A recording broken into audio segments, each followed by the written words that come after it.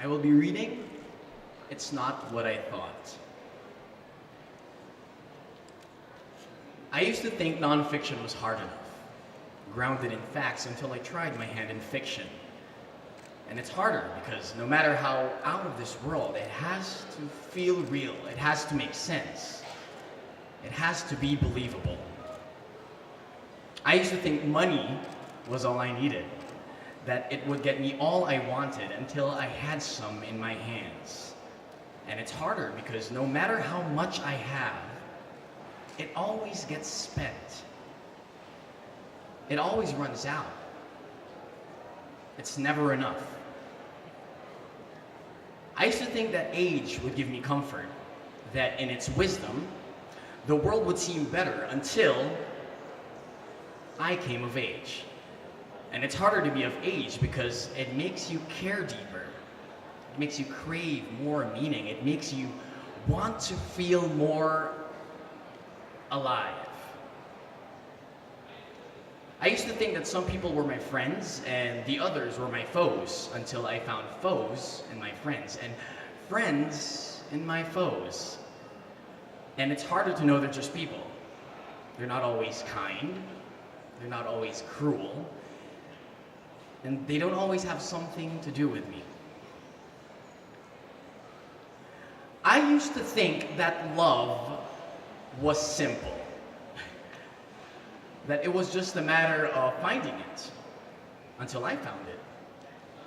And it's harder because unless I constantly work on it, I feel as hollow as I feel full. I feel unsure as I feel certain. And I feel as lost as I am found. I used to think that life was something I made, something I could create until I've lived enough. And it's harder because no matter what I've built for myself, I am at risk of misfortunes. I am prone to my fate. I am subject to my destiny. I used to think that sadness was a form of self-indulgence until I got depressed. And it's harder now when I feel sad because long swept under the rug, cast in the shadows, dismissed and denied. The emotion feels so strange, so foreign, so unexplored. I used to think that happiness was the result of good things happening until I found happiness on the bleakest day, like a ray of light in the darkest night. And it's harder, much, much harder now to know that no matter what happens,